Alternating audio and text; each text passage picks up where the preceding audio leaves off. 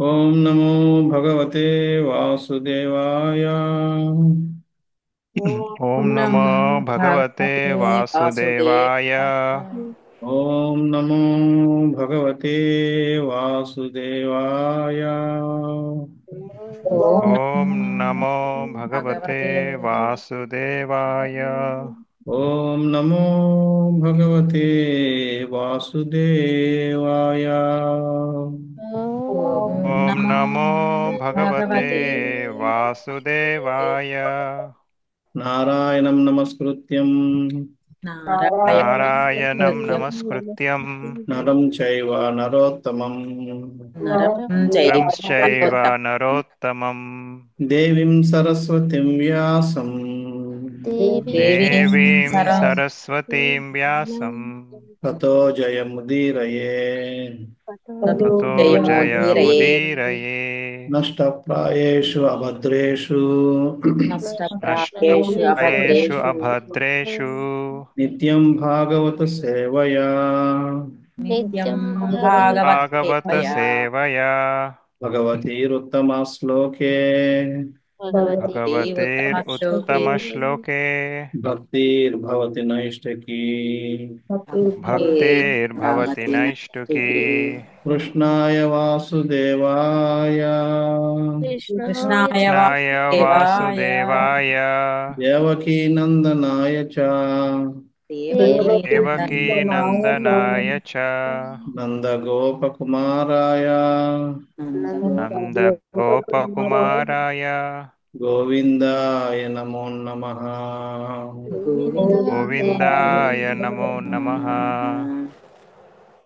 ॐ अज्ञानतिमिरान्धस्य ज्ञानाञ्जनशलाकया चक्षुरुन्मिलितं येन तस्मै श्रीगुरवे नमः। श्रीचैतन्यमनोभीष्टं स्थापितं येन भूतले स्वयं रूपः कदा मह्यं ददाति स्वपदान्तिकम्।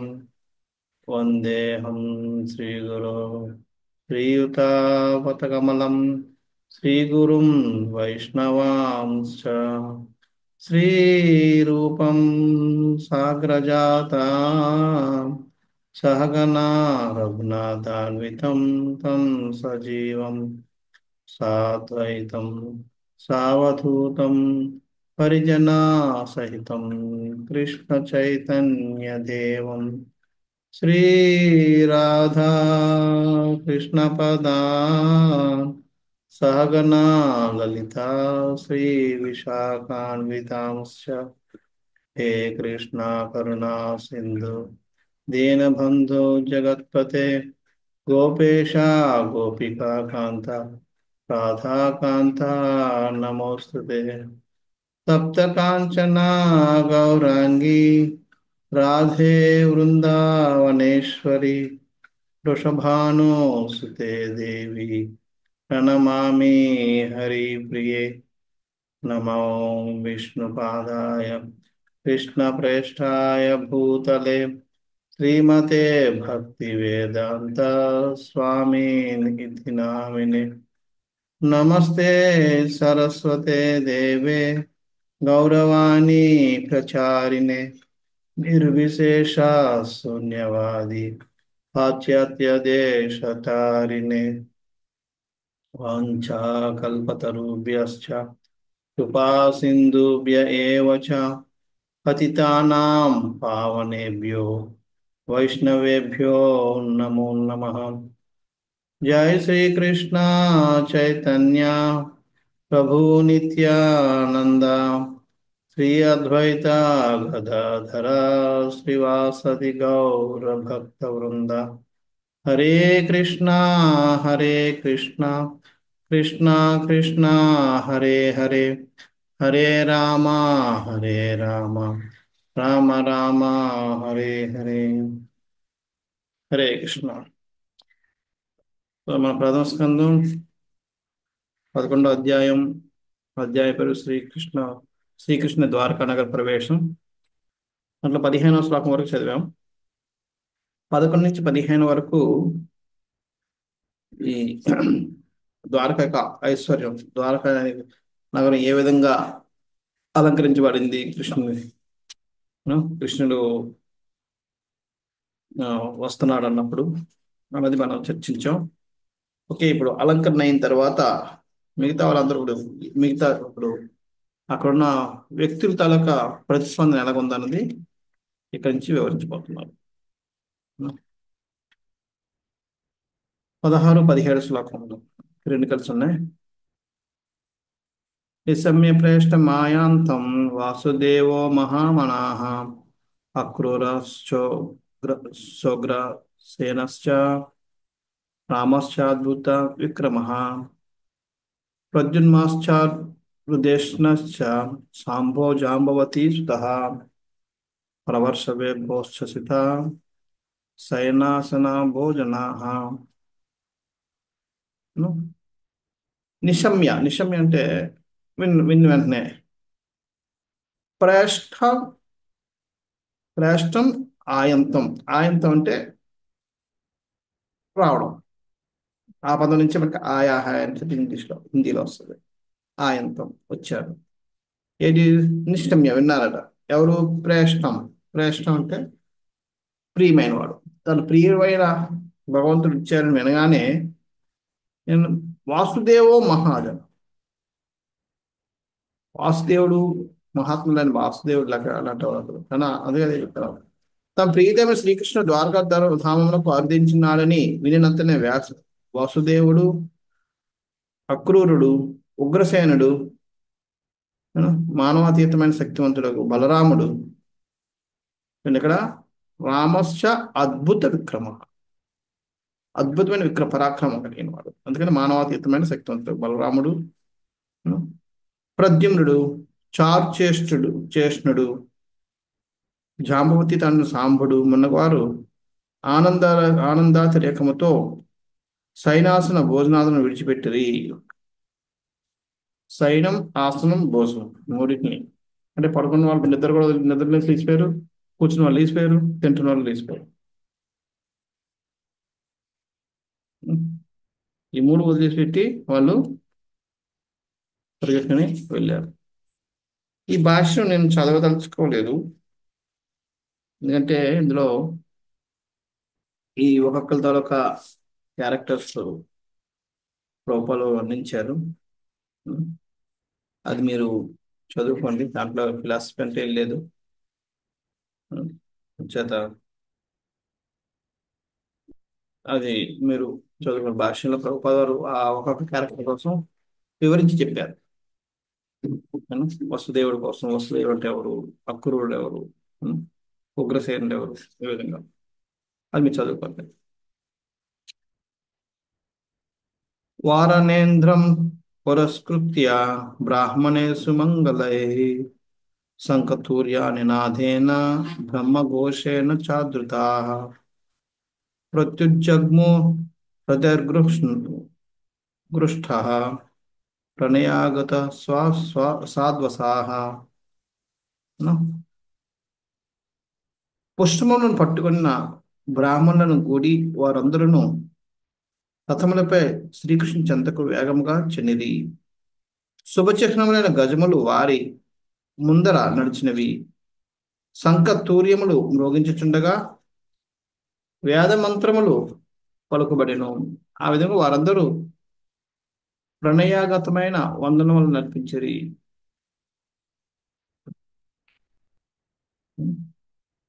సో ఏ విధంగా వెళ్ళారు వాళ్ళందరూ లేచి వెంటనే. చూడండి, ఇక్కడ మనం ఎక్కడైనా చూసుకుంటే వైదిక సంస్కృతిలో ముఖ్యమైన పాత్ర బ్రాహ్మణులు. బ్రాహ్మణులు లేకుండా ఏది జరగదు. అది బ్రాహ్మణులకి ఇచ్చిన విలువ అలాంటిది. వాళ్ళకి బ్రాహ్మణులకి అటువంటి విలువలు ఇచ్చారు కాబట్టే అక్కడ సంస్కృతి సంస్కారాలు కూడా ఎంతో కట్టుదిట్టంగా ఉండేవి. ఈరోజు అటువంటి బ్రాహ్మణులు లేరు. అటువంటి బ్రాహ్మణులు ఉన్నా సరే అటువంటి వారికి అంత మర్యాద ఇచ్చే ప్రజలు లేరు. అంచేత ఆ రెండు లేకపోవడం వల్ల సంస్కృతి అనేది నశించిపోతుంది. బ్రాహ్మణ పుష్పాలు పట్టుకొని, బ్రాహ్మణ పుష్పాలు ఎందుకు పట్టుకోవడం? ఆశీర్వాద వచనం కోసం పుష్పాలని మంత్రోచ్చారణ చేసి ఆ శుభాన్ని కలిగించమని వాళ్ళు పుష్పవర్షాన్ని కురిపించేవారు. అందుకనే పూజలు అంటేనే రెండు, ఒకటి బ్రాహ్మణుడు, రెండోది పుష్పాలు. మిగతా ఏమన్నా లేకపోతే పుష్పాలు కంపల్సరీ. అందుచేత వాళ్ళు బ్రాహ్మణులందరూ పుష్పాలు పట్టుకొని వెళ్తున్నారు. ఎలాగెళ్తున్నారు? వాళ్ళందరూ రథాల మీద ఎక్కారు, బ్రాహ్మణులు కూడా రథాల మీదకి ఎక్కించుకున్నారు. ఆ, ముందు ఈ గజములు అంటే ఏనుగులు నడుస్తున్నాయట. ఏనుగులు వెనకాతల మా మా బాజాలు భజంత్రులు వాయించే వాళ్ళు వెళ్తున్నారు. వాళ్ళ వెనకాతల పాడేవాళ్ళు. యాక్చువల్గా ఇది కూడా చెప్తారు, ఎందుకంటే ఆ పాడిన వాళ్ళ వెనకాతల ఎవరు వస్తారు? మనకి ఎవరైతే ఆ వాళ్ళ యొక్క వంశాన్ని వర్ణిస్తూ పాటలు పాడేవాళ్ళు ఉంటారు. రెండు రకాల పాటలు పాడేవాళ్ళు ఉంటారు. ఒకటి ఏంటంటే జస్ట్ గుణగానం చేస్తుంటారు. రెండోది వంశం తాలూకా చరిత్ర గానం చేసుకుని ఉంటారు. వాళ్ళు ఆస్థాన పండితులు ఉంటారు. వాళ్ళు ప్రత్యేకంగా వాళ్ళు ఏంటంటే వాళ్ళు దానికోసమే ఉంటారు. ఒక్క నిమిషం లైన్లో ఉండండి. ఇక్కడ మనకి రెండు రకాల గాయకులు ఉంటారు. ఒకటి ఏంటంటే మామూలుగా వచ్చే వ్యక్తి కోసం గుణగానం చేసేవాళ్ళు. రెండోది ఆ వ్యక్తి యొక్క వంశం కోసం కూడా చెప్తూ ఉంటారు. ఇప్పుడు మళ్ళీ అంటున్నాం, మనకి భగవంతుడి లీలలు తెలుసు కాబట్టి మనం భగవంతుడు లీలలు పాడుతూనే ఉంటాం, కానీ హిస్టరీ మనకు తెలియదు.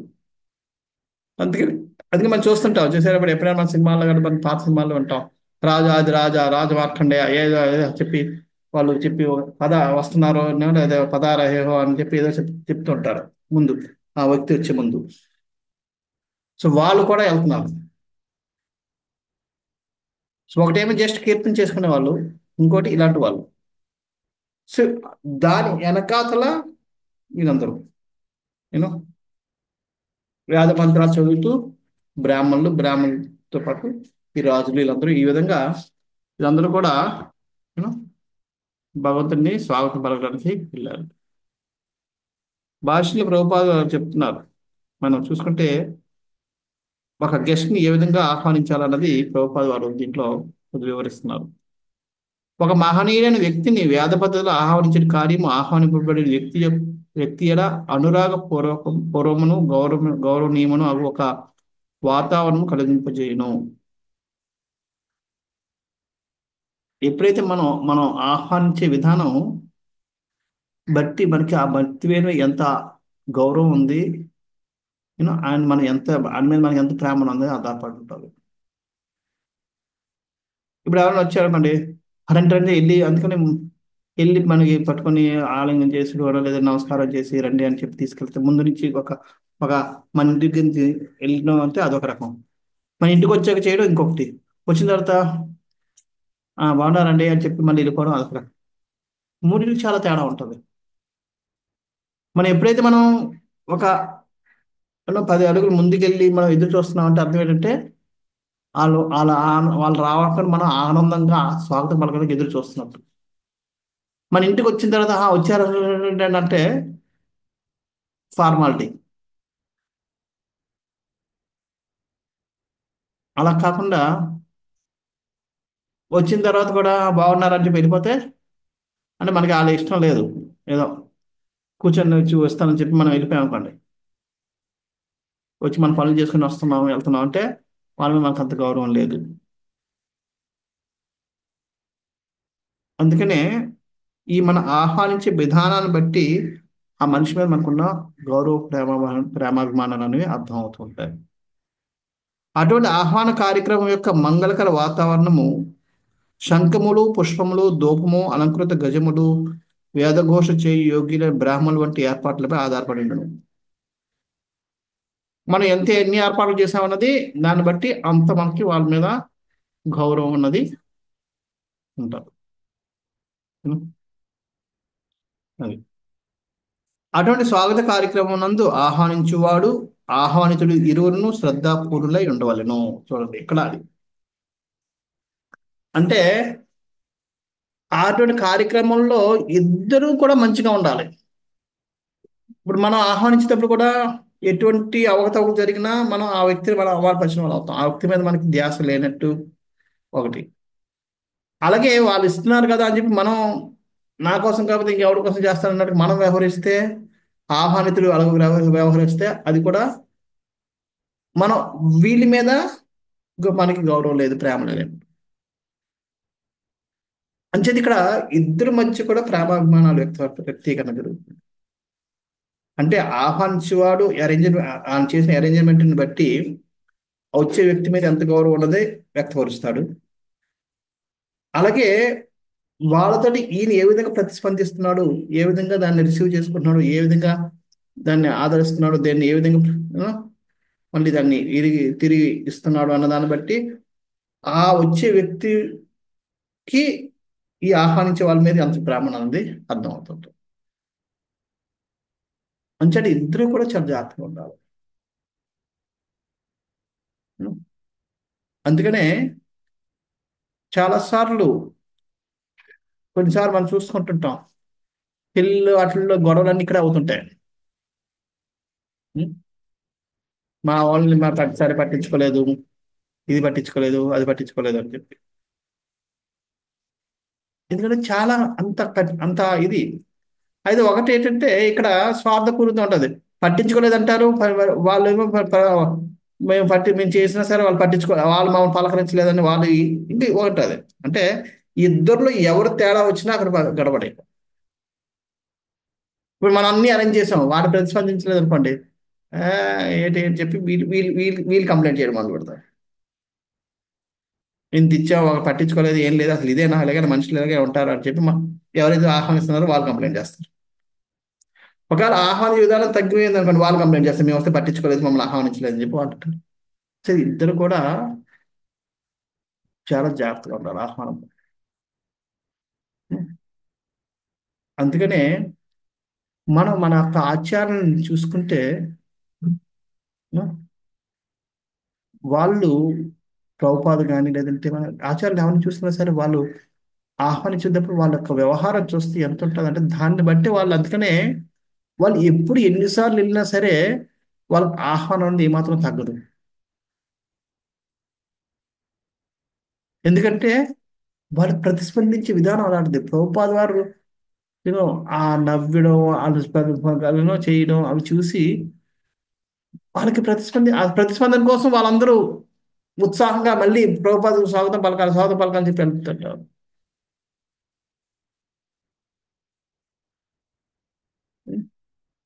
అలాగే వాళ్ళు స్వాగతం పలుకుతారు, ఎవరి కోసం పలకరు, నా శిష్యులు ఏంటి, నేనే వాళ్ళు ఉద్ధరించాను అన్నట్టుగా ఆయన వ్యవహరించినా తగ్గిపోతుంది. సో ఇది ఇద్దరిది ఎప్పుడు వస్తుందే కదంటే వీళ్ళు వదిలేసినా అది తగ్గు. ఇంచేత ఇద్దరు కూడా చాలా జాగ్రత్తగా ఉండాలి. సో అంచేత ఇది స్వాగత కార్యక్రమం అన్నది ఫార్మాలిటీ కాదు, అది ప్రేమాభిమానాల మధ్య ఉన్న ప్రేమాభిమానాలు వ్యక్తపరిచిన ఒక ఒక వేదిక. అది మన యొక్క ప్రేమ, ఒక వ్యక్తి మీద ఎంత ప్రేమ ఉందన్నది మనం వ్యక్తపరచడానికి వచ్చిన మనకు అవకాశం అది. అందుకనే మన మా మా గురు మహారాజు పరమ పూజ్య రాధన మహారాజు గారు ఎప్పుడైనా ఎవరైనా వస్తే, ఎవరైనా గెస్ట్ వస్తే స్వాగతం పలకని కిందకి వెళ్తారు, మళ్ళీ గేట్ వరకు వెళ్ళి డ్రాప్ చేసే వరకు ఉంటారు.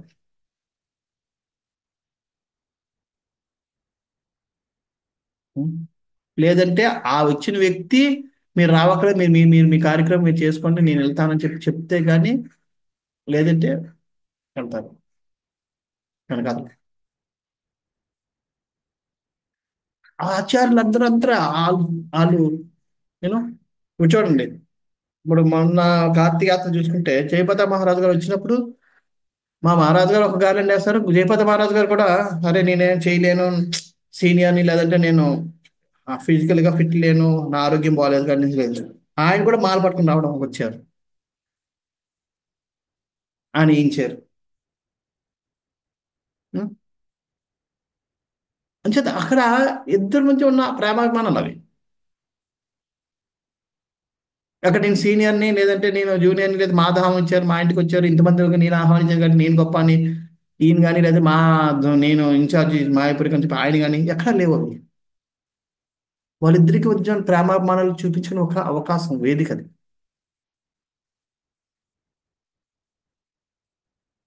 సో ఆ విధంగా మనం ఈ ఈ స్వాగతం పలకడం అన్నది ఇప్పుడు ఈ రోజుల్లో ఏంటంటే అంత ఏ ఉండదు. మనకేం అంటే ఇన్ని భజంత్రీలు భజంత్రీలు లేదా డెకరేషన్లు పెట్టక్కర్లేదు, అది పెడితే అది ఓకే. కనీసం వచ్చిన వ్యక్తిని మనం సాధారణంగా ఆహ్వానించి రండి అని చెప్పి ముందు నుంచే మనం ఇంటికి వచ్చి తలుపు కొట్టే వరకు ఆగకూడదు. దానికి ముందే మనం ఎదురు చూడాలి. అంటే మనం ఆతృతగా ఉన్న ఆయన్ని ఆహ్వానించాలి. అప్పుడు ఇచ్చిన వ్యక్తి వచ్చిన అలాగా స్వాగతం పలికితే చెప్తారు, ప్రభుపాద వారు చెప్తారు, ఒక పర్పట కూడా రాస్తారు. స్వాగతం పలకడం ఎలా ఉండాలంటే శత్రువు కూడా మనకి వచ్చినాడు మిత్రుడైపు వెళ్ళిపోదట. ఒళ్ళే ఆ స్వాగతం సరిగా ఉంటే వాడు మొత్తం మారిపోతాడు, మిత్రుడైపు వెళ్ళిపోతాడట శత్రువు కూడా. అంటే ఆ స్వాగతం పలికే విధానంలో అంత పవర్ ఉంది. ప్రజాత మనం ఒక వ్యక్తిని ఎవరికైనా స్వాగతం పలికేటప్పుడు మనం చాలా జాగ్రత్తగా మనం చేసినప్పుడు వాళ్ళ మధ్య ఆ సంబంధ బాంధవ్యాలు ఎంతో మెరుగుపడతాయి. ఉంది. అందుకనే ఇటువంటి స్వాగత కార్యక్రమంలో ఆహ్వానించువాడు ఆహ్వానితుడు ఇరువురును శ్రద్ధాపూర్ణులై ఉండవలెను ప్రభుపాద వారు చెప్తుంది.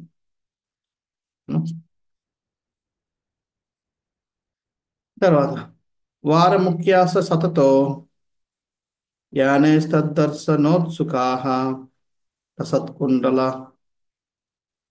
నిర్భాత కపోల వదన శ్రియః.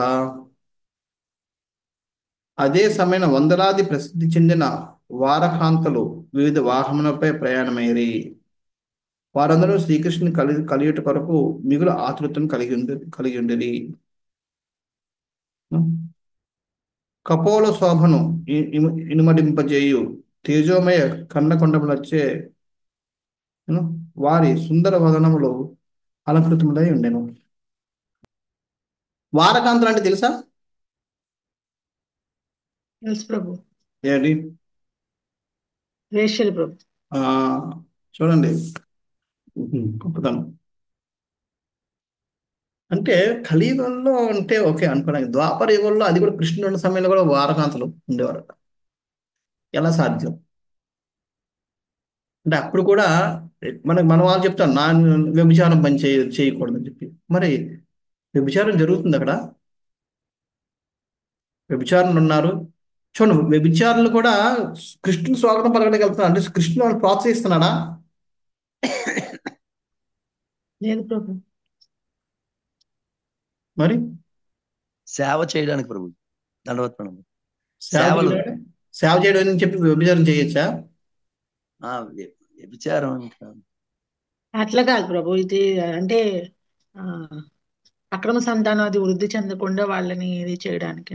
అంటే మరి సమయంలో ఎవరో ఒకరు అంటే మనం వ్యభిచారం చేస్తున్నట్టే కదా. వేశ్యలంటే అలా ఉండేవాళ్ళు ప్రభు. అంటే కాదు, దేవనర్తకులు అంటారు ప్రభు, అలా ఉంటే వాళ్ళు. కాదు కాదు, ఇదే గృహస్థులు వేరే కార్యకలాపాలు పాల్గొనకుండా ఉండడానికి. ఇదే ప్రశ్న మా గురు మహారాజుని అడిగారు, ఎలా సాధ్యం అంటే దాన్ని చెప్పారు. వాళ్ళు వేశ్యలు యాక్చువల్గా చూడండి, నిజంగా వేశ్యలు అయితే వాళ్ళు ఇటువంటి శుభకార్యానికి వస్తారా? వాళ్ళు కూడా ఎక్కడ ఎలాగొస్తున్నారు? వాహనాలపై వస్తున్నారు, వాళ్ళు నడిచి రావడం లేదు. అసలు రాజు అలాంటి వాడు ఆ నీచులైతే, మనలాంటి నీచులైతే రానిస్తాడా?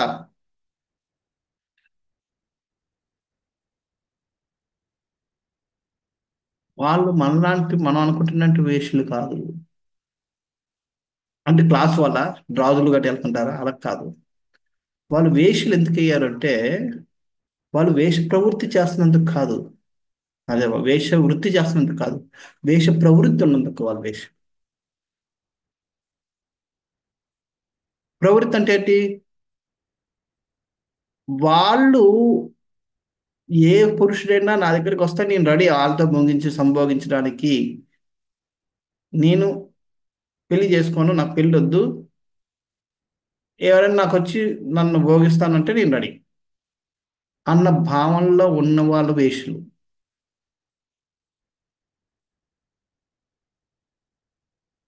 అంటే ఒక విధంగా పెళ్లి చేసుకొని అనుకున్న వాళ్ళందరూ వేషులతో సమానం.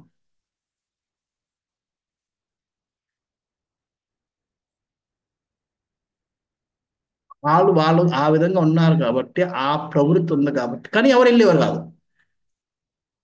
పెళ్లి చేసుకుంటే ఒక భర్త నాకు అలా కాదు అనుకుని ఉన్న వ్యక్తులందరినీ వేషం కింద చేశారు. ఆ ప్రవృత్తి ఉంది కాబట్టి వాళ్ళు పెళ్లి చేసుకోలేదు కాబట్టి సమాజం వాళ్ళని అంగీకరించేది కాదు. అందుకని ప్రభుత్వం పోషించేది వాళ్ళని. వేషలకు అందరినీ కూడా ప్రభుత్వం పోషిస్తుంది. వాళ్ళు ఎట్ ది మోస్ట్ ఏం చేసేవారు, జనాలు ఒకవేళ వెళ్తే వాళ్ళ దగ్గరికి వెళ్ళి డ్యాన్స్ చేయడం, లేకపోతే వాళ్ళ ముందు అందరి ముందు డ్యాన్స్ చేసి ఆ విధంగా వాళ్ళు బతకడం ఏదో చేస్తుంటారు తప్ప వృత్తిపరంగా వాళ్ళు ఎప్పుడు కూడా ఏ మగవాడు కూడా వాళ్ళు టచ్ చేయలేదు, చేసేవారు కాదు. ఎందుకంటే మగవాళ్ళందరూ కూడా అక్కడ 4 నియమాలు పాటించాలి. ఏమిటి మనకే కలియుగంలో ఉన్న మనలాంటి చిన్న చితక లాంటి వాళ్ళని ఆ, మనం 4 నియమాలు పాటిస్తాం, వ్యభిచారం చేయకూడదని చెప్తుంటాం. కృష్ణుని చూస్తూ కృష్ణ సాంగత్యంలో ఉన్న వ్యక్తులు ఇటువంటి చేసే వాళ్ళందరికీ అటువంటి సాంగత్యం దొరుకుతుంది, ఆ కృష్ణ సాంగత్యం. అంచేత వాళ్ళు పురుషుడి ముందు నిలబడడానికి చూడండి. అందుకనే మనం ఇంతకుముందు చదివిన దానికి ఇప్పుడు దానికి చాలా తేడా ఉంది. కృష్ణుడు వెళ్ళిపోతున్నప్పుడు అక్కడ హస్తినాపుర స్త్రీలందరూ ఏం చేశారు? పైకి వెళ్ళారు, కిందకి రాలేదు చూడడానికి. ఎందుకంటే వాళ్ళు పరపురుషుల ముందు నిలబడేవారు కాదు కాబట్టి. ఇక్కడ వారకాంతుల కోసం నిలబడి కానీ ఇక్కడ మహారాణుల కోసం కానీ లేదంటే వసుదేవుడు దేవకి వీళ్ళు వీళ్ళు వీళ్ళు కూడా బయలుదేరని చెప్పి అక్కడ రాసలేదు. ఎందుకంటే వాళ్ళు ఎవరు కూడా పరపురుషుల ముందు నిలబడేవారు కాదు, నిలబడరు. వీళ్ళు నిలబడ్డానికి రెడీ కాబట్టి వీళ్ళు వేశ్యలు.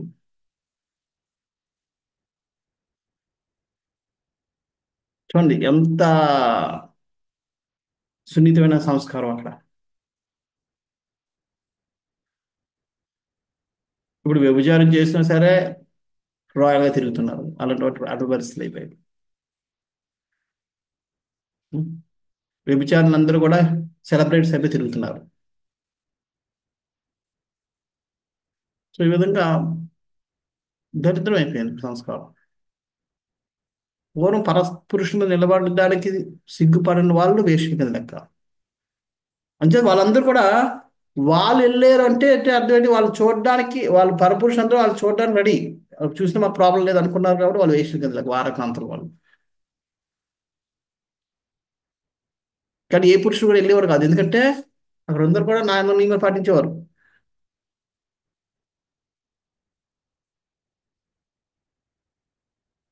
ఆ విధంగా వాళ్ళు మనలాంటి వాళ్ళు కాదు. అందుకే వాళ్ళందరికీ వాళ్ళు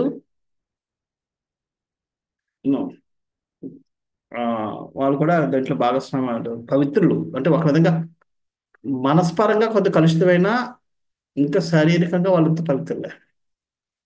వాళ్ళు ఇంకా కన్యలు. కన్య ఇప్పుడు కూడా శుభం. అంటే వాళ్ళందరూ కన్యలుగా కాబట్టి వివాహం అవున వాళ్ళ కిందకి లెక్క కాబట్టి వాళ్ళందరూ శుభదాయకం. ఆ విధంగా వాళ్ళందరూ కూడా ఇటువంటి ఉత్సవాల్లో పంచుకోవడానికి అవకాశం వాళ్ళకి ఇచ్చేవారు.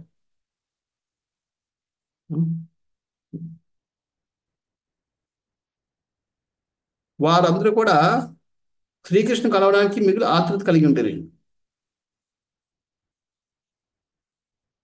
వాళ్ళు కపోల శోభ అంటే చెంపల యొక్క సౌందర్యం. కపోల ఇది తేజమయ. అంటే ఈ చెంపలకి శోభ ఎలాగా వాళ్ళకి రింగులు పెద్దవి పెట్టుకొని ఆ విధంగా ఆ సుందర అటువంటి పెద్ద పెద్ద రింగులు, అంటే రింగులు బాగా కనబడేటట్టుగా వేసుకుని వాటితో వాళ్ళు కదులుతున్నారు, అలంకృతులై ఉన్నారు.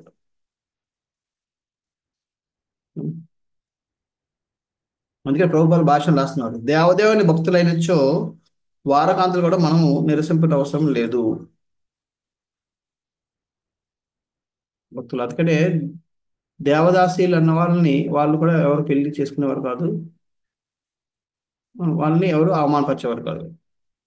వాళ్ళేంటి, వాళ్ళు భగవంతుడికి ఒక ప్రీత్యార్థం నృత్యం చేసేవారు. ఆ నృత్యం చూడడానికి చాలా మంది మగవాళ్ళు వచ్చేవారు. ఎందుకంటే సైన్ దర్శనం కోసం ఎవరు వచ్చారో వాళ్ళందరూ కూడా వీళ్ళు చూసేవారు. ఆ విధంగా వాళ్ళు చూశారు కాబట్టి వాళ్ళని ఎవరు పెళ్లి చేసుకునేవారు కాదు. ఎందుకంటే పరాయ మగవాళ్ళందరి ముందు ఆమె డాన్స్ చేస్తుందని చెప్పి.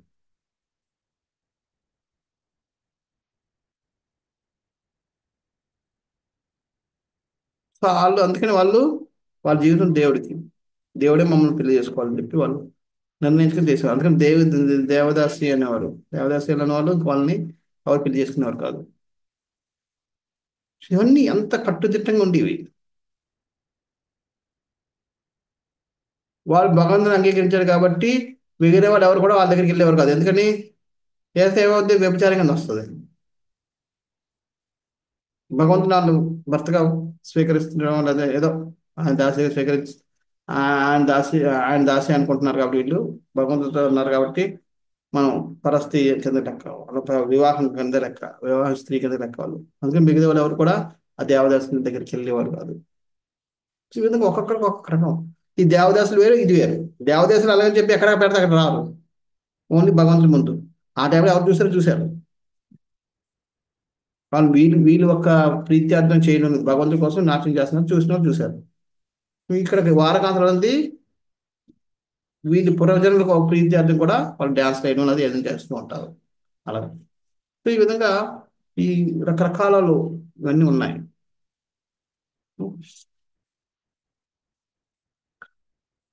ఇక్కడ ప్రభుపాద వారు చాలా డీటెయిల్గా మనకి దీనికోసం చెప్తున్నారు. భారతదేశం పెద్ద పెద్ద నగరంలో భగవద్భక్తులైన పలువురు వారకాంతులు నేటికి కలరు. సంఘంలో ఏమాత్రమూ గౌరవనీయం కానట్టు ఒకనొక వృత్తిని మనుషుడు విధివశాత్తు స్వీకరించడంలో భక్తియుక్త సేవను అందించుటకు అది అవరోధం కలిగించదు. ఒకవేళ అటువంటి వృత్తిలో పడిన ప్రభుపాద వారు అటువంటి ఒక వృత్తిలో ఎవరైనా ఉన్నా సరే వారు భగవద్భక్తులు అయితే వాళ్ళని మనం కించపరచడానికి అవసరం లేదు. ఉదాహరణకి చింతామణి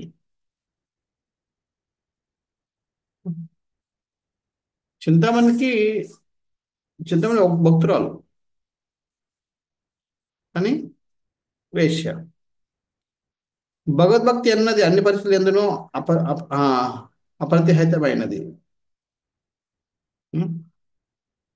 5,000 సంవత్సరాల క్రితం కూడా శ్రీకృష్ణుడు వసించిన ద్వారకా నగరమునందు వారకాంతులు కలరని అవగతం అవుతున్నది. అనగా సంఘం సరిగా నడుచుటకు వారకాంతులు అవసరమైన పౌరులని దీని భావము. వారకాంతులు ఉండాలని చెప్తున్నారు. ఉండాలి కాబట్టే అక్కడ ప్రభుత్వం కూడా పోషించి మరి వాళ్ళని పెడుతుంది.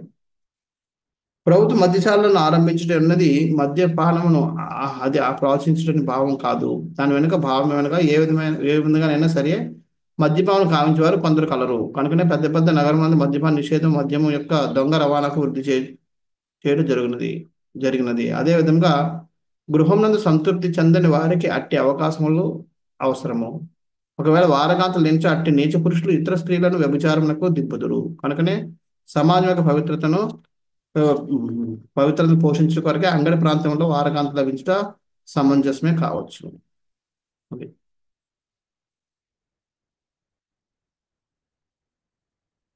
చూడండి, ఇక్కడ ప్రభుపాద సంఘంలో వారకాంతలను ప్రోత్సహించే బదులు వారకాంతల వర్గం పోషించడం ఉత్తమము అంటే అర్థం ఏంటి?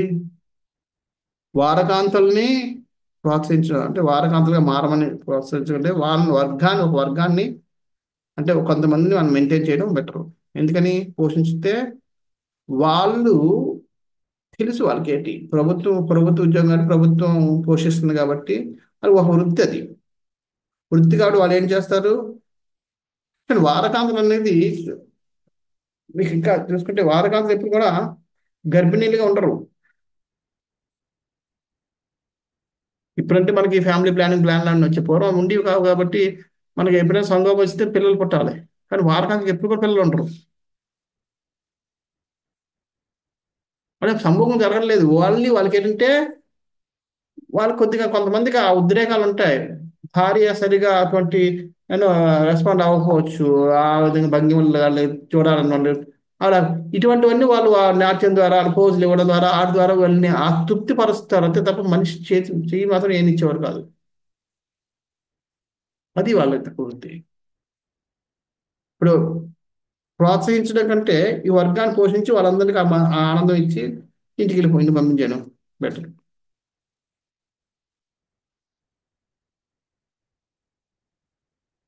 ఇది నెక్స్ట్ విష్ణుస్వామి వైష్ణవ సాంప్రదాయంలో గొప్ప ఆచార్య బిలమంగళ ఠాకూర్ తన గృహస్థాశ్రమ భక్తురాలను ఒక వాలకాంతతో అధికంగా ఆకర్షితులు ఉండేది.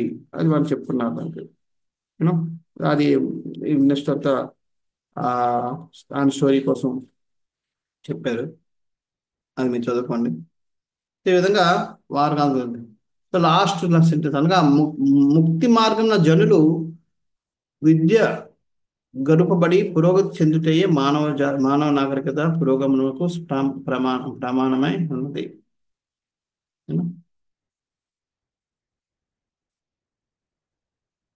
అంటే భక్తులు జ్ఞానవంతులై మానవ పురోగతి చెందడానికి చెందడం అంటే వాళ్ళకి ప్రయోజనం ఉండాలి. ఒక నాగరికత విద్య వాళ్ళ యొక్క జ్ఞానం కానీ వాళ్ళకి ఏం చేసినా సరే అది ముఖ్య లక్ష్యంగా ఉండాలి. ఈ విధంగా వారకాంతులు కూడా అక్కడ ఉన్నారట. నెక్స్ట్ ఇంకెవరు వచ్చారు? నటనర్తక గంధర్వ సూతమాధగ వందిన గాయించి చోత్తమ శ్లోక చరితాన్యద్భుతాన్ని నిపుణుల నటులు, కళాకారులు, నర్తకులు, గాయకులు, సూతులు, మాగధులు, పాండిత్యం కలిగిన వక్తలు శ్రీ భగవానుని మానవాతీత కర్మలచే ఉత్తేజితులైన వారే తమ వంతు సేవా కార్యమును వసుగుచు ముందుకు సాగిరి. నటులు, కళాకారులు, నర్తకులు, గాయకులు, సూతులు, మాగధులు. మాగధులు అంటేనే ఇదనమాట, రాజ మార్కండేయ చెప్తుంటారు కదా, అలాంటిది చెప్పేవాళ్ళు మాగధులు అనుకుంటారు. సూతులు అంటే బాజాలు భజంతులు వాయించేవాళ్ళు. సూతులు అంటే ఇంకొకటి చూడండి, అంటే అక్కడ రకరకాల వాళ్ళకి అక్కడ పూర్వం వేదిక సంప్రదాయం అంటే ఎవరిని కూడా కించపరచడం అనేది లేదు. సూత అంటే అర్థం ఏంటంటే రివర్స్ అని అర్థం. అంటే వివాహం ఎప్పుడు కూడా స్త్రీ కంటే పురుషుడు ఆధిపత్యంలో ఉండాలి. వయసులో కానీ కులంలో కానీ ఎప్పుడు కూడా తక్కువలో ఉండకూడదు. ఎప్పుడైతే అలా తక్కువలో ఉంటాడో పురుషుడు స్త్రీ కంటే, వాళ్ళందరూ సూతులు అంటారు. అందుకే సూత గోస్వామి ఎందుకు అయ్యాడంటే సూత గోస్వామి యొక్క తండ్రి రోమహర్షణుడు బ్రాహ్మణుడు కాదు, తల్లి బ్రాహ్మణ. వాళ్ళిద్దరు పుట్టాడు కాబట్టి ఈయన సూతుడయ్యాడు. సో అంతే సూతులు కూడా అది వాళ్ళు కూడా ఆహ్వానం వాళ్ళు కూడా ఉందండి.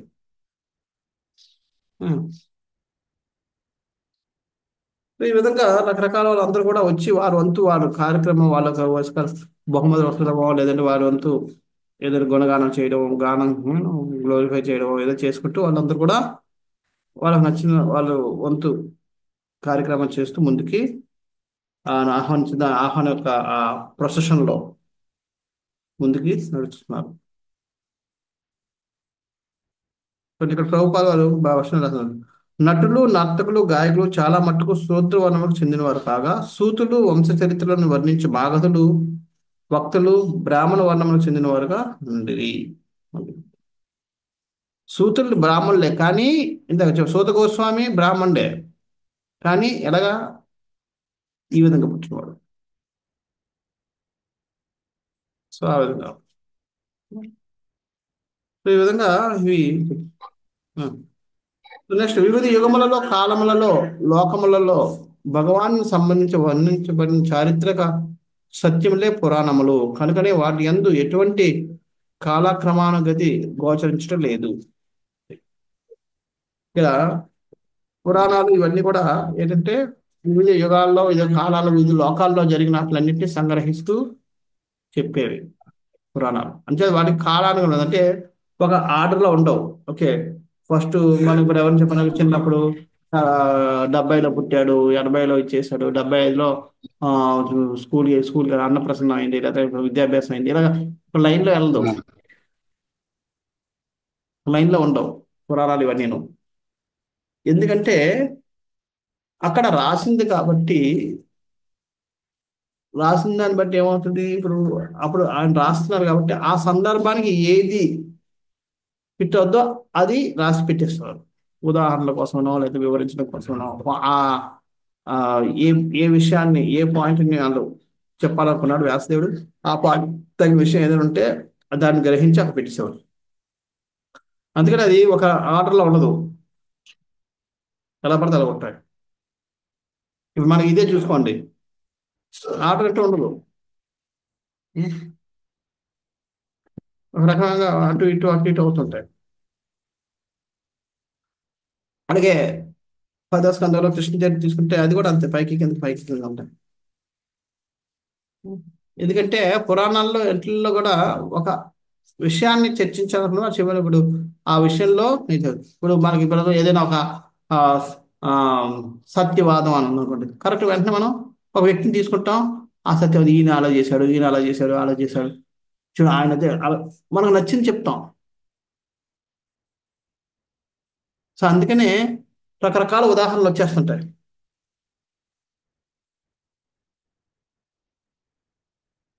అందుకే మరి చూసుకుంటే మన స్కందాలు చూసుకుంటే మధ్యలో కొన్ని స్టోరీలు వచ్చేస్తాయి. అరే ధ్రువ స్టోరీ 3వ స్కందంలో ఉంది, 3వ స్కందం అంతా సృష్టి కోసం చెప్తున్నారు, మధ్యలో ధ్రువ మారో స్టోరీ వచ్చేస్తాయి. అదే అక్కడ మన ధ్రువమానం ఎందుకంటే ఆ విషయానికి కనెక్షన్ అది.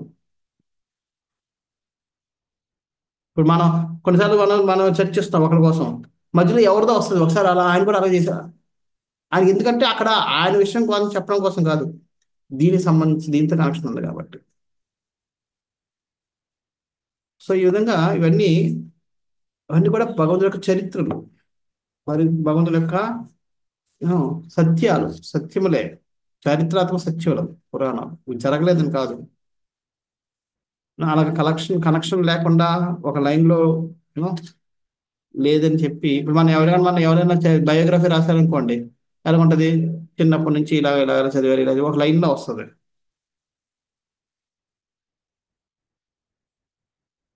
కానీ భగవంతుడు అలా ఉండవు.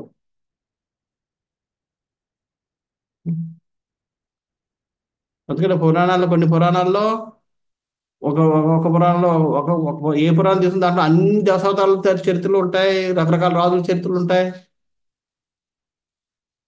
ఎప్పుడు ఎందుకు వస్తుందో తెలియదు, ఒక సీక్వెన్స్ ఉండదు.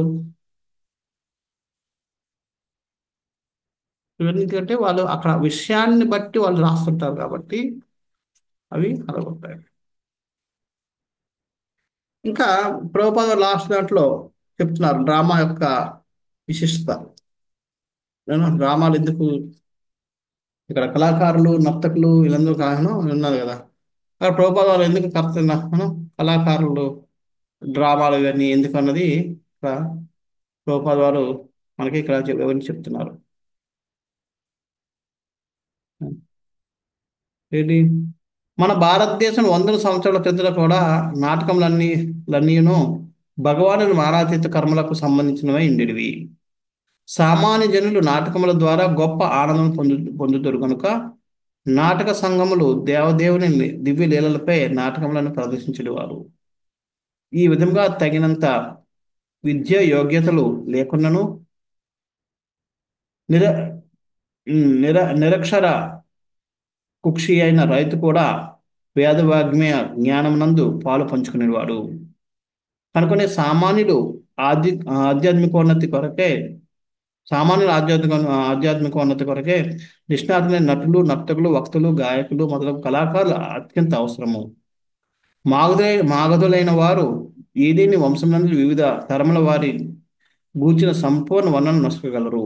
నేటికి మన దేశంలోని తీర్థక్షేత్రములందు మాగధులు కొత్తగా వచ్చిన వారి ఎదుట సంపూర్ణ వంశ చరిత్రలను ప్రదర్శించుచుందురు. అటువంటి ముఖ్య సమాచారం పొందుటకు కొందరు ఈ అద్భుత కార్యము పట్ల ఆకర్షితులవుతుందరు. సో ఇక్కడ ఎందుకంటే అందరూ శాస్త్రాలు చదవలేరు. అంటే అటువంటి వాళ్ళకి మరి భగవంతుడి కోసం తెలియడం అనగా ఏ విధంగా తెలుసుకుంటారంటే ఇటువంటి డ్రామాల ద్వారా no? వాళ్ళు డ్రామాలు చూసి ఓ ఇలాగైందట అనేది ఇప్పుడు అందరం కూడా ఆ సినిమాలు చూసింది అవి చూసే మనం నేర్చుకుంటున్నాం కదా. ఇప్పుడు యూత్ అంతా ఏం నేర్చుకుంటున్నారు?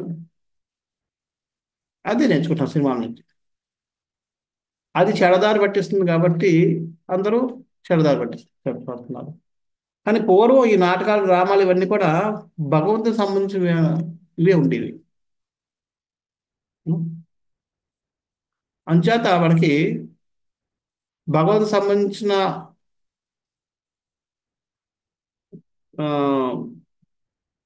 ఆ, సన్నివేశాలు చేస్తుండేవారు, అవే ఉంటుండేవి కాబట్టి ఆడు విన్నప్పుడు ఆడు చూసినా సరే ఎవరు కూడా ఎటువంటి పక్కదారి పట్టే అవకాశం ఉండేది కాదు. ఆ విధంగా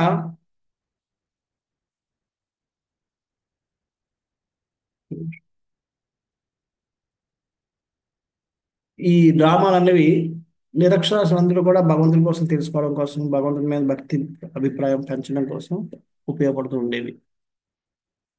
అందుకని డ్రామాలు అనేవి అందుకే మనం చిన్నప్పుడు చూస్తే ఎప్పుడు ఇలాంటివి ఉండేవి. దేవుడు సినిమాలో ఉండేవి డ్రామాలు. దేవుడు సినిమా అంటున్నాం, దేవుడి యొక్క ఇవే ఉండేవి. డ్రామాలు వేయడం మానేసి రాత్రంతా ఇప్పుడు ఏ సినిమా పావుగంట సినిమాలు వేసుకొని వెళ్ళిపోతున్నారు అంతే. చిన్నప్పుడు మేము వెళ్తే ఓ అవి ఆ మహిషాసుర మర్దిని, లేదంటే హరిశ్చంద్ర, లేదంటే లవకుశ, లేదంటే ఇలాంటివే కృష్ణలీలలు, రుక్మిణి అపహరణం, ఇలాంటివే ఉంటుండేవి. చింతామణి నాటకం. నేను వచ్చేటప్పటికే కొన్ని చాలా నాటకాలు నశించిపోయాయి. కొన్ని నాటకాలు ఉండేది. అంతకుముందు ఇంకెన్ని ఉండేవో. సో ఈ విధంగా వాళ్ళు ఆ, ఆ నాటకాల ద్వారా ప్రజలకి ఆధ్యాత్మికతని పుస్తకాలు అంటే ఆధ్యాత్మిక శాస్త్రాల్లో ఉన్న విషయాలను వాళ్ళు చెప్తుండేవారు. ఆ విధంగా వాళ్ళు ఉమ్, అందుకనే ఇది నాటకాలు నర్తకులు వీళ్ళందరూ కూడా ఎంతో ప్రధానమైన రోడ్డు. ఇప్పుడు నాటకాలు కానీ ఇప్పుడు నాటకాలు పోయాయి. ఆ నాటకాలు కూడా సినిమాలు వచ్చేసాయి. ఈ సినిమాలు అన్నీ ఏంటంటే ఎంతసేపు ఈ జనాల్ని రెచ్చగొట్టడం అంత మించి నిజంగా వాళ్ళకి గుణపాఠాలు నేర్పేది ఏంటో ఏం లేదు. రెచ్చగొట్టడం, ఫైటింగ్, వైలెన్స్ ఇవే. అంత మించి ఇంకేం లేదు. సో అది వాళ్ళు రెచ్చగొట్టి వాళ్ళు హీరోలు చేసుకుని వాళ్ళ డబ్బులు వాళ్ళు కడుపు తెచ్చుకుని మరి వెళ్తున్నారు అంతే తప్ప సమాజానికి ఏం జరుగుతుంది అన్నది ఎక్కడ లేదు. భగవంతుడికి దగ్గర అవుతున్నారా అన్నది లేదు. పూర్వం డ్రామా వేస్తే అది దాని ఒకే ముఖ్య ఉద్దేశం ఏంటి? వాళ్ళు భక్తి భావంలోకి రావాలి, భగవంతుడి దగ్గరికి రావాలి, భగవంతుడికి దగ్గర అవ్వాలనే ఉద్దేశం ఉండేది. ఇప్పుడు అది లేదు.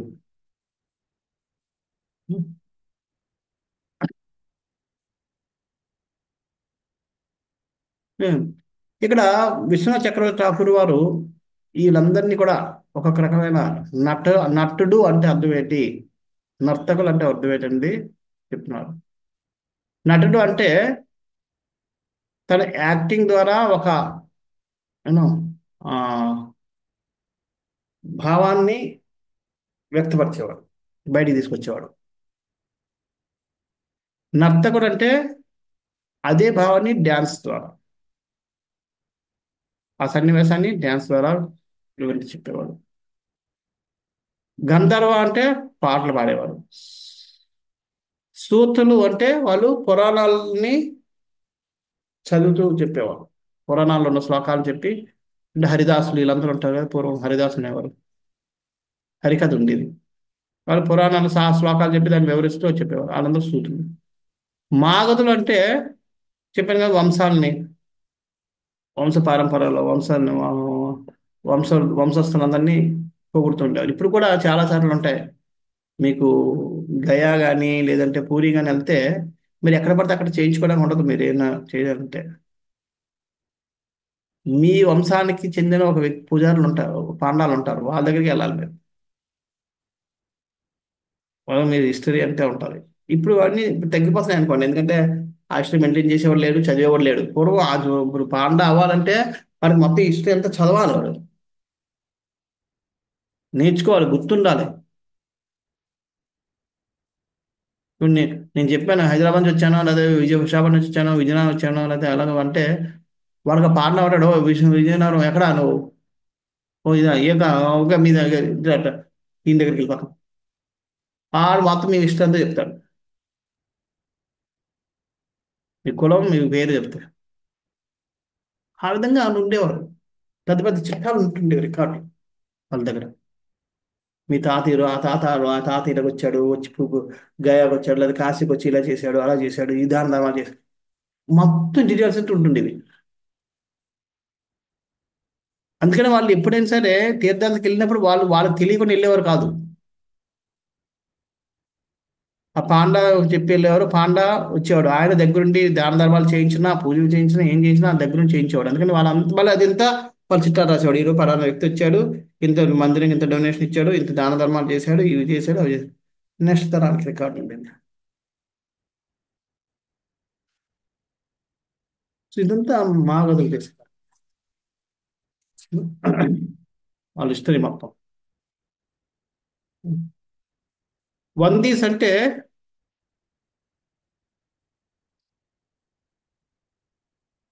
వాళ్ళు చెప్పాను కదా, వాళ్ళు ఓన్లీ భగవంతుని గ్లోరీ, వాళ్ళు కొత్తగా కొత్త కొత్త కొత్త కొత్త కవితలు చేస్తూ పాడేవాళ్ళు. ఈ విధంగా ఇన్ని వందీస్ అంటారు. ఈ విధంగా వీళ్ళందరూ రకరకాల వాళ్ళందరూ ఎవరు క్యారెక్టర్ వాళ్ళు చేసేవాళ్ళు.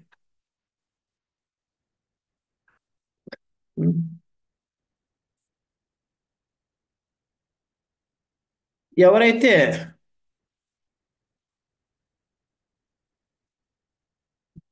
మనకి ఇటువంటివి ఇప్పుడు ఇప్పుడు కాస్త కోస్తో మనం ఈ సెలబ్రేషన్స్ మందిరాల్లోనూ చూస్తుంటాం అప్పుడప్పుడు. అందుకనే మందిరాలకు వెళ్తూ ఉండాలి. మందిరాల్లో కొంత జరుగుతుంటుంది. ఇప్పుడు ప్రత్యేకించి ఫస్ట్ జన్మాష్టమి జరిగినప్పుడు కొన్ని డ్రామాలు వేస్తుంటాం మనం కూడా. సో అంచేత ఇప్పుడు కూడా మనం అటువంటివి కొన్ని సార్లు మనం మందిరాల్లోకి వెళ్తే, ఇప్పుడు అందుకని ఇప్పుడు మనం కేరళ కానీ వెళ్ళాం అనుకోండి, గురువారం మందిరంకి వెళ్తే రాత్రి వెళ్ళేటప్పుడు ఏనుగు తిరగడం అన్ని చేస్తాం. అది అక్కడే ఒక్కచోట చూడగలం. రథయాత్ర, అక్కడ ఎంతమంది డ్యాన్స్ వస్తారు, రకరకాల వాళ్ళు వస్తారు. ఇప్పుడు కుంభమేళ, ఇటువంటి వాటికి వెళ్తున్నప్పుడు మనలో ఉన్న సంస్కారాలు ఎన్ని రకాల వాళ్ళు ఉన్నారు, ఎంతమంది ఎలాంటి వాళ్ళు ఉన్నారు, ఇవన్నీ కూడా తెలుస్తూ ఉంటాయి. అందుకనే మందిరాలకు వెళ్ళడం ఇవన్నీ చేస్తూ ఉండాలి. ఆ ఫెస్టివల్స్లో భాగస్వాములే ఉండాలి. కొన్ని పద్ధతులు ఇప్పుడు కూడా కొన్ని ఫెస్టివల్స్లో ఆ పద్ధతులు చాలా పాటిస్తూ ఉంటారు. పాటించడం వల్ల మన సంస్కృతిలో ఉండేదని కాస్త కూడా తెలుస్తుంది, లేకపోతే అది కూడా ఉంటుంది. సో మనం వీటిల్లో ఈ ఫెస్టివల్స్ వీటిల్లో మనం భాగస్వాములు అవడం అనేది ఎంతో ముఖ్యము.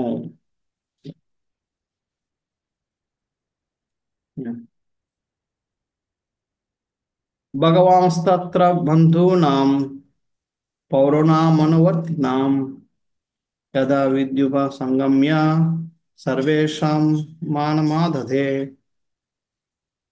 దేవదేవుడు శ్రీకృష్ణుడు తనకు ఆదర మొసగి స్వాగతం పలుకుటకు ఆదరించిన బంధువులను, పురజనులను, ఇతరులందరినీ కలుసుకుని ప్రతి ఒక్కరికి తగిన గౌరవ మర్యాదలు వస్తాయను.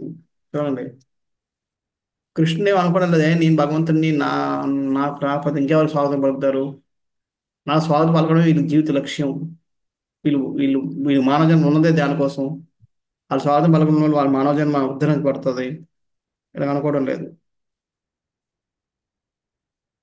అది ఒక ఎంత చెప్పాను కదా, ప్రభుపాద చెప్పినట్టుగా ఆహ్వానిస్తున్న వాళ్ళు, ఆహ్వానించబడుతున్న వారు ఇద్దరు కూడా అప్రమత్తంగా ఉండాలి. అందుకనే భగవంతుడు కూడా ప్రతి ఒక్కరికి వారి యొక్క వృత్తి అనుసారం, వారి యొక్క పదవ స్థానం అనుసారం, లేదా పదవి అనుసారం, లేదంటే వారి యొక్క భావన అనుసారం ప్రతి ఒక్కరికి ఆయన ప్రతిస్పందిస్తూ ఉన్నాడు. ఆ విధంగా ఆయన కూడా చేస్తూ ముందుకు వస్తున్నాడు. భాషలో ప్రభుపాద చెప్తున్నారు,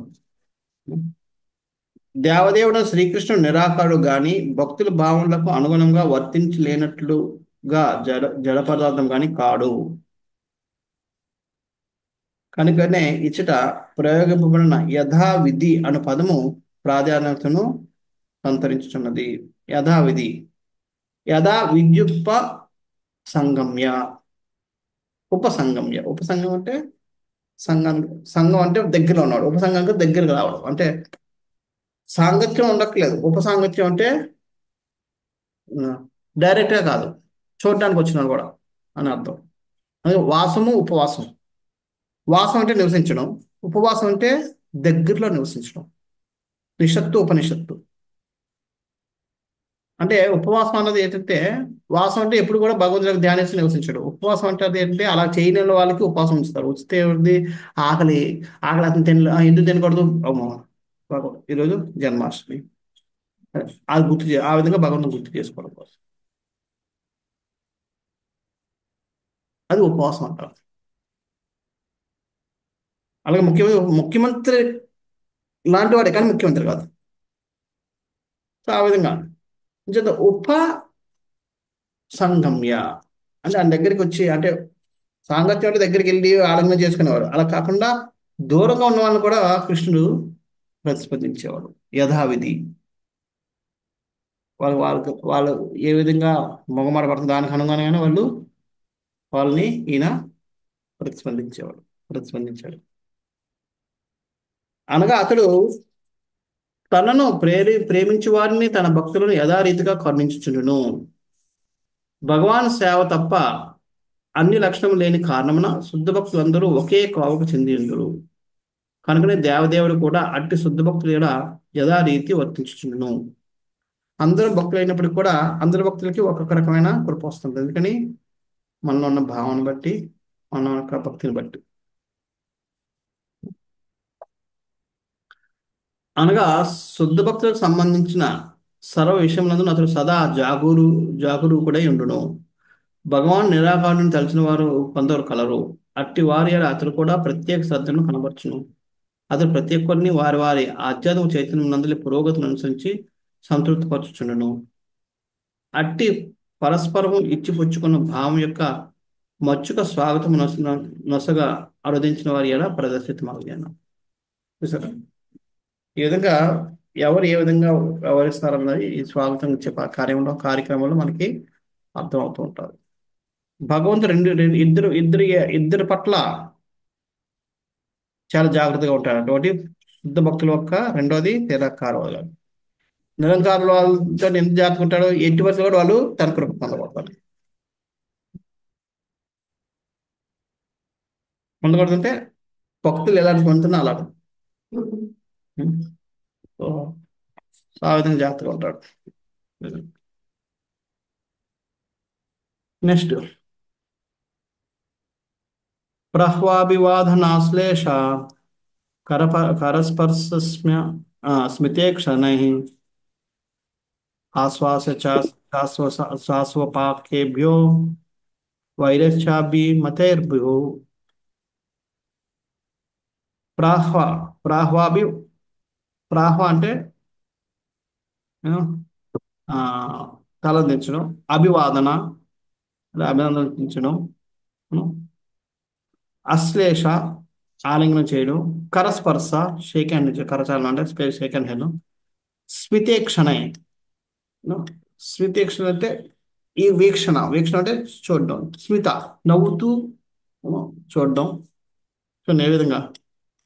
ఆశ్వాస్య అంటే ఆశ్వాసనం కూర్చుట ద్వారా, ఆశ్వాసనం అంటే చేయి లోపల ద్వారా. మరి చా అశ్వపాక్యబో చండాలులను కూడా అస్వపాకేభ్యో స్వపాకే ఆ స్వపాకేభ్యో అనా ఆ కాదు ఆ ఇది అంటే స్వపాక అంటే చండాలుడు, కుక్క మాంసం తినేవాడు. స్వపాకేచ్ఛ పండిత సమదర్శన వస్తుంది శ్లోకంలో. స్వపాక అంటే కుక్క మాంసం తినేవాడు చండాలుడు. చండాలను కూడా ఈయన పాటించేవాడు. యూనో వరైశ్చ వరై అంటే వరాలు ఎవడు చ అంటే కూడా అభిమతే అభిమత అంటే కోరుకున్నట్లుగా విభు సర్వసంపదను భగవాన్ ఇచ్చేవాడు. ఈ విధంగా ఒక్కొక్కరు ఒక్కొక్క రకంగా. అంచేత మనం అందరిని ఒకలాగా చూడక్కర్లేదు, ఒక్కొక్కరు ఒక్కొక్క రకంగా. ఎలాగా సర్వసంపన్నుడైన శ్రీకృష్ణ భగవాన్ తన శరీరం వంచడం ద్వారా, అభివాదనల ద్వారా, అభినందనల ద్వారా, ఆలింగనం ద్వారా, కరచాలనం ద్వారా, దరహాస వీక్షణం ద్వారా, ఆశ్వాసనం గూర్చుట ద్వారా, వరం నసుడు ద్వారా, అతి నీచ స్థాయికి చెందిన వారితో సహా అతనికి చేరిన ప్రతి ఒక్కరిని అభినందించాను. చూడండి ఏ విధంగా.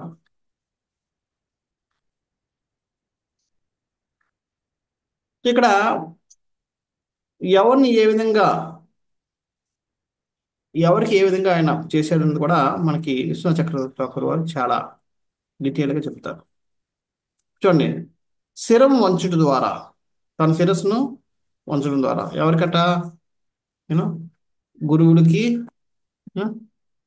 లేక ఫాదరు అటువంటి పెద్ద వాళ్ళందరికీ శిరం వంచి కాళ్ళు నమస్కారం చేయడం ద్వారా. అభినందన ద్వారా, అభినందన అంటే నమస్కారం అని చెప్పి ఎవరికి, పెద్దలకి అందరికీ. అభివాదం అభివాదనలు. అభినందన మూడోది. అభినందించడం అంటే వాళ్ళు పెద్ద పెద్ద పోస్టులో ఉన్నవాళ్ళు. అభివాదనం అంటే రిలేటివ్స్, పెద్దలు, దూరం బంధువులు అటువంటి వాళ్ళని. అభినందన ఏం చేస్తారు, పెద్ద పొజిషన్లో ఉన్న వాళ్ళందరూ విఐపీసీ లాంటి వాళ్ళు. ఆలింగనం ద్వారా, ఆలింగనం తనతో ఈక్వల్స్ అందరికి ఆలింగనం చేశారట. కరచాలనం ద్వారా, కరచాలనం అందరికీ ఫార్మల్, అంటే వాళ్ళు పెద్ద ఆఫీసర్లు కాదు కానీ మంచి మంచి పొజిషన్లో ఉన్నారు. పెద్దవాళ్ళు కాదు, చిన్నవాళ్ళు అయిన పొజిషన్ వాళ్ళకి సేకరణించి మనం చేయడం. దరహాస వీక్షణ ద్వారా, చూడండి ఇక్కడ రెండు, దరహాసం వీక్షణం, చూడడం నవ్వడం. ఆడపిల్లలందరి వైపు చూసి నవ్వాడట, లేడీస్ అందరినీ కంటి చూపుతో చూశాడట. చూడండి ఏ విధంగా. ఆశ్వాసము, ఆశ్వాసనం అంటే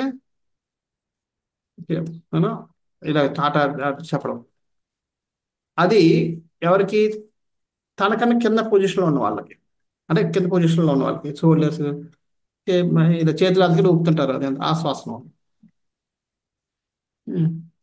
అలాగే వరాలు వసలడం ద్వారా, వరాలు అంటే ఇంకా మిగతా వాళ్ళు, ఈ స్థాయిలో లేని వాళ్ళందరూ ఇంకా అవుట్ క్యాస్ట్, శూద్రులు ఇలా ఇలాంటి వాళ్ళందరూ, చండాలు ఇలాంటి వాళ్ళు. ఆ వరాలు అనేవి నీచ స్థాయికి చెందిన వాళ్ళకి కూడా, నిజ స్థాయి అని చెప్పి అరే అంటారు వాడు బండి పెట్టుకోవద్దు, ఆయన కూడా ఇచ్చేవారు అలా. ఈ విధంగా కృష్ణుడు ప్రతి ఒక్కరితోటి ప్రతిస్పందించారు. చూడండి ఎంత చక్కగా. భగవంతుడు అందుకనే, భగవంతుడు నిజంగా ద్వేషించిన వాడంటే ఎంత మూర్ఖుడే ఉంటాడో అర్థం చేసుకోవచ్చు మనం దీన్ని బట్టి. అందుకే భగవంతుడు ఎవరిని వదలడం లేదు, అందరికీ ప్రతిస్పందిస్తున్నాడు. అటువంటి వ్యక్తులు కూడా ద్వేషించే వాళ్ళు ఉన్నారు అంటే వాడు ఎంత మూర్ఖుడై ఉంటాడో అర్థం చేసుకోవచ్చు మనం.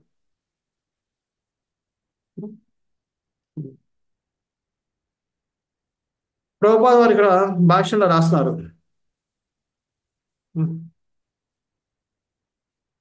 శుద్ధ జీవులు వారి వారి త్రిగుణ సంపర్కము అనుసరించి వివిధ తరగతులుగా వర్గీకరింపబడేది. ఆ విధమైన భౌతిక తారతమ్యమును దేవదేవుడు శ్రీకృష్ణుడు తన అంశలైన జీవులందరిలో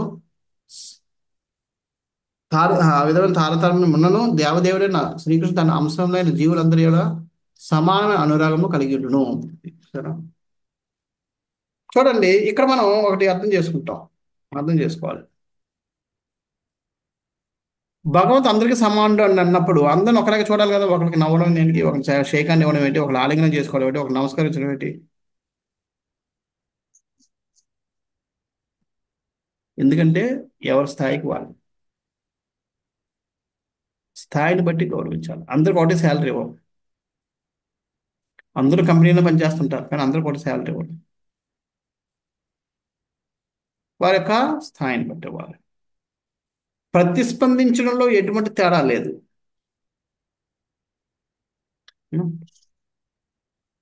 అంటే ప్రతిస్పందించకపోతే తప్పు, కానీ స్థాయిని బట్టి ప్రతిస్పందించకపోతే అది కూడా తప్పే. అందరూ ఒకలాగా చేసేసినా తప్పే. అందుకనే మనం ఏమైనా చేస్తే ఎవరైతే కష్టపడతారో వాడికి మనం కష్టం. ఇప్పుడు చూడండి, ఇప్పుడు ఈ రోజుల్లో విద్య కూడా అలాగే అయిపోతుంది. ఇప్పుడు ఫెయిల్ చేయకూడదు, వీళ్ళంతా పాస్ చేయాలి. అంచేత వాళ్ళందరూ ఎవరు చదవడం ఇంకా పాస్ ఎలాగని పాస్ అయిపోతాం.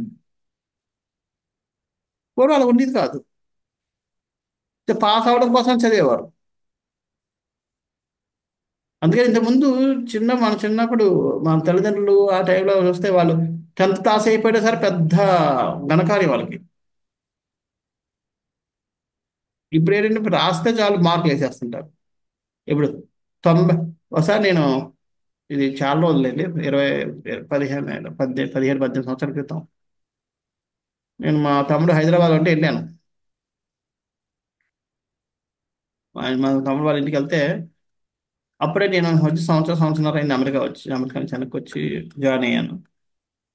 మా ఇంటి ఎదురుగా, మా తమ్ముడు వాళ్ళ ఇంటి ఎదురుగా ఒక అబ్బాయి ఎవరో ఉన్న ఫ్యామిలీ, వాళ్ళ అబ్బాయి చదువుకుంటున్నాడు, ఇంటర్మీడియట్ చదివాడు, ఇంజనీరింగ్ ఎంట్రన్స్ రాస్తున్నాడు అనుకుంటా.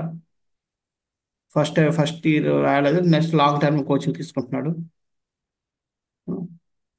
ఆయన గైడెన్స్ కోసం వచ్చాడు. నేను అడిగితే నీ పర్సంటేజ్ ఎంత అంటే 89 అన్నాడు. మాట్లాడినంత అయిపోయింది. మా తమ్ముడు దగ్గరికి వచ్చి చెప్పాను నేను, 89% చాలా తెలివైనడే, మరి ఎందుకు రాలేదు వాస్తవం అంటే, ఏం తెలివినాడు ఈరోజు 93 కూడా తక్కువ పనికి మాలినోడు కింద లెక్క అన్నారు. 93% కంటే ఇప్పుడు అందుకని చూస్తున్నాం కదా, 600 మార్కులకి 10th లో 599 మార్కులు, 98 మార్కులు.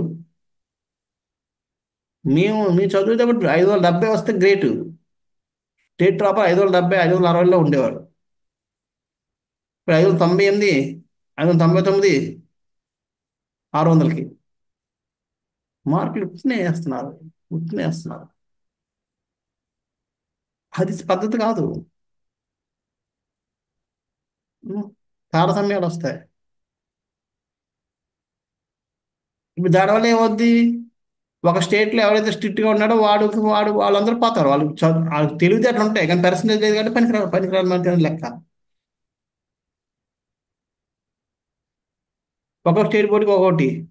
ఇప్పుడు ఇక్కడ ఆంధ్రాలో ఇప్పుడు ఆంధ్రాలో ఫస్ట్ ఇయర్ సెకండ్ ఇయర్ రెండు కలిపితేనే ఇంటర్మీడియట్ పర్సంటేజ్. సిబిఎస్ఈలో వన్ ఇయర్ సెకండ్ ఇయర్దే. ఇప్పుడు మహారాష్ట్ర అంతా అంతే. మహారాష్ట్రలో అన్ని మిగతా ఎన్ని ఉన్నా సరే లాస్ట్ సెమిస్టర్లో ఏది వస్తుందో అదే ఫైనల్ పర్సంటేజ్. అదే 3.5 సంవత్సరాలు వాళ్ళు పట్టించుకోరు. ఆ లాస్ట్ సెమిస్టర్ పూర్తి చదివేస్తారు, దాంట్లో ఎక్కువ తెచ్చుకుంటారు, అది వాళ్ళ పర్సంటేజ్. ఇక్కడ ఆంధ్రాలో ఏ సంవత్సరం మనం చేసినా మొత్తం పర్సెంట్ పడిపోద్ది. ఇంత తారతమ్యాలు. 10th క్లాస్ కూడా 6 సబ్జెక్టులకి 5 సబ్జెక్టులు తక్కువ వచ్చిన తీసేస్తారు. దానివల్ల ఏమైనా పర్సెంట్ పెరిగిపోతుంటాయి.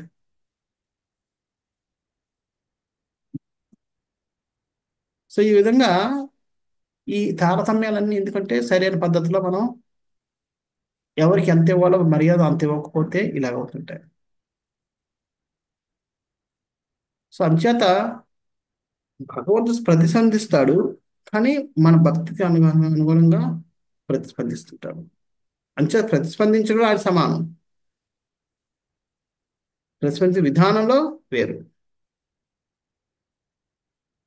ఎందుకని ఆ వ్యక్తి యొక్క స్థానాన్ని బట్టి, వాటిని బట్టి. ఈ విధంగా భగవంతుడు కూడా తారతమ్యాలు మనకి ఈ జనాల్లో తారతమ్యాలు ఉన్నప్పటికీ కూడా ఆ తారతమ్యం ఉంది కాబట్టి చిన్నవాడికి వదిలేదు. వాళ్ళకి తిన్నాడు కాబట్టి చిన్నవాడు ఇప్పుడు అందుకనే కదా చిన్నవాళ్ళకి మనం వేస్తాం, చాక్లెట్లు ఇస్తాం చిన్నపిల్లలకి. పెద్దవాళ్ళకి ఒక 5వ తరగతి పిల్లలకి పెన్సిల్లు ఇస్తాం. అయితే 6, 7 తరగతి వస్తే పెన్నులు ఇస్తాం. ఒక్కొక్క స్థాయిని బట్టి వాడు ఇస్తాం గిఫ్ట్లు. ఆ చిన్నపిల్లలకి చాక్లెట్ ఇవ్వడం మొబైల్ ఇచ్చాం అనుకోండి, వేస్ట్ అది, వాడికి తెలియదు. అలాగే చెప్పి తిన్నాడు కదా ఇవ్వడం మానేస్తే, అడగడు కదా, మాటలు రావు కదా అని చెప్పి బాడేస్తే అది తప్పు. అప్పుడు మనం పక్షపాతం. వాడు ఇచ్చిన చాక్లెట్ ఇవ్వాలి, బిస్కెట్ ఇవ్వాలి. సో ఆ విధంగా భగవంతుడు కూడా మన స్థితిని బట్టి, మనలో ఉన్న భక్తిని బట్టి ప్రతిస్పందిస్తూ ఉంటాడు. ప్రతిస్పందనలో ఆయన సమానం, ప్రతిస్పందించే విధానంలో ఆయన తేడా. ఎందుకంటే మనం వివిధ రకాల్లో ఉన్నాం, వివిధ స్థాయిల్లో ఉన్నాం కాబట్టి. ఈ విధంగా భగవంతుడు అందరితోటి ప్రతిస్పందిస్తూ ముందు కొనసాగుతూ ద్వారకా నగరంలోకి